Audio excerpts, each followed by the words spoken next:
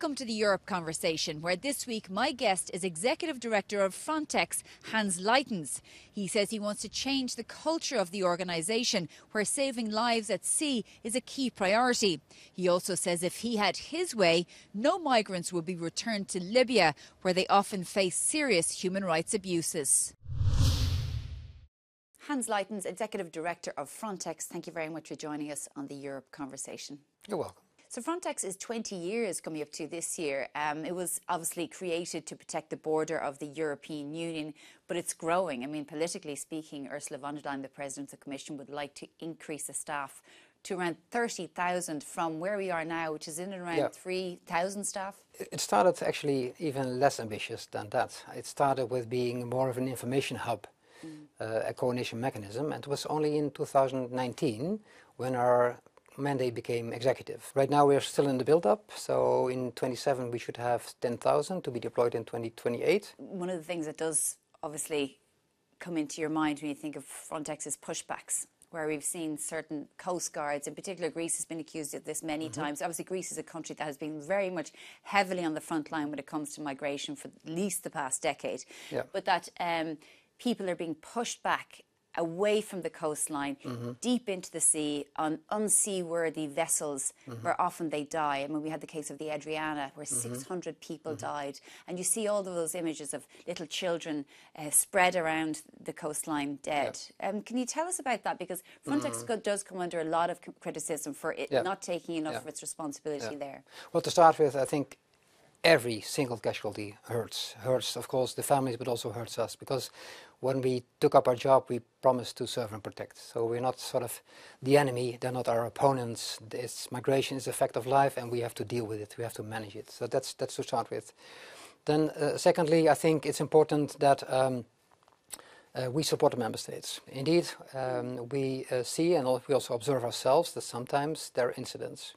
They're reported by us, they're investigated by the Fundamental Rights Office in most cases, but also the follow-up of these incidents are with the member states.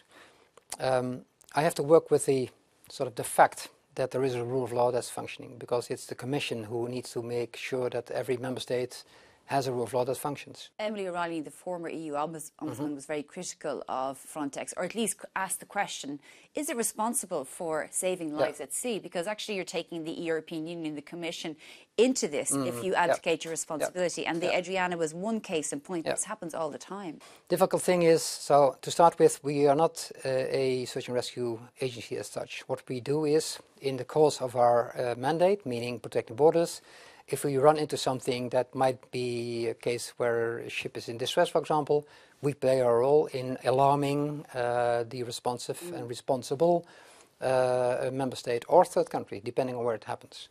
That's what we did in the other case. Actually, I was myself in a monitoring room when we first spotted the ship. So I saw it myself the day before it went down, which is a terrible incident, by the way. Let me be absolutely clear about that. What we can do then is, when we had a plane, we can inform, in this case, the Greek authorities about what we see. We cannot coordinate. Okay, well, 600 people died, and it was pretty obvious that they were probably going to come into distress. I mean, obviously you did your duty and you complied, but is there something more you could have done to ensure that those lives were not ended the way they were? I can tell you what I would like to have done, knowing what I know right now, but the question is, what did we know back then?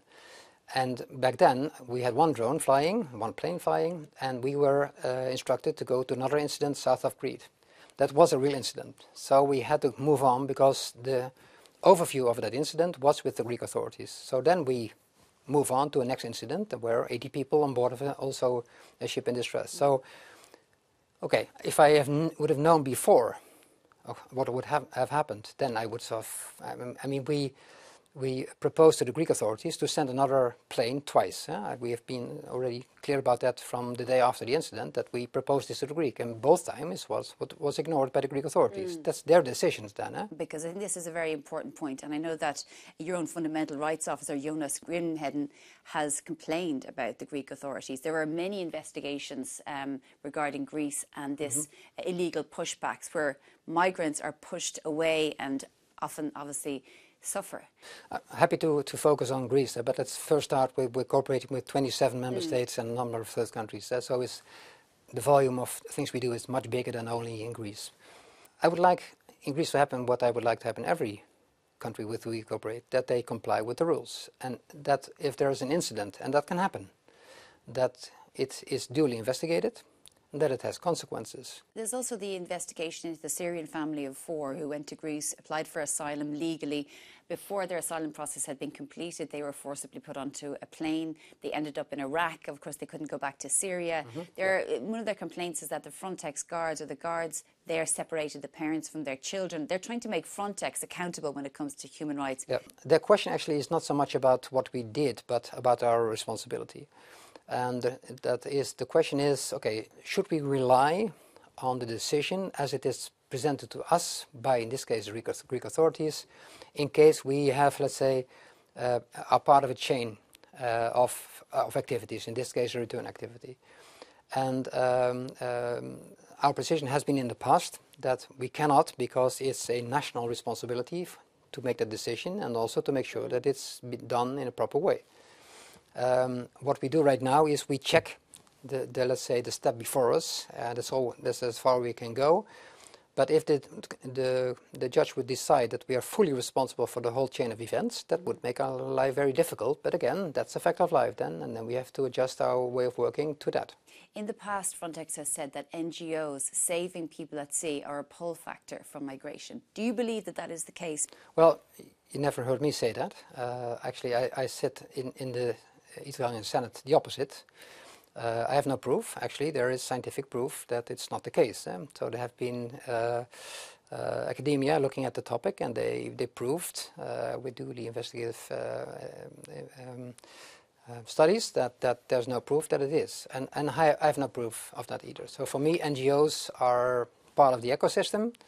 I'm in touch with them. We speak. We try to understand each other's positions. We try to make sure that we don't sort of block each other's, because we all see the need to save lives at sea, for example. But you see Frontex as a role in saving lives at sea. That's what you also believe. Yeah, sure, we are. Yeah.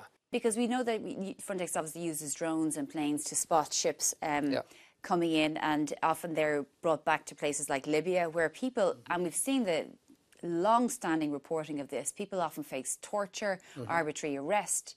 Can Frontex stand over that when they know that the repercussions for those people is so grave? Let me be very clear. I wish there would have been no one returned to Libya, because I fully agree with what you just stated. There we have a professional dilemma, actually. Let me just give you an example.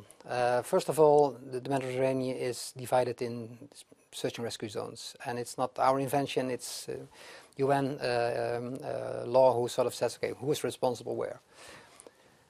We do patrolling, what we call pre-frontier. That means that we fly over international waters, but it includes the search and rescue zones of, indeed, North African countries like Libya.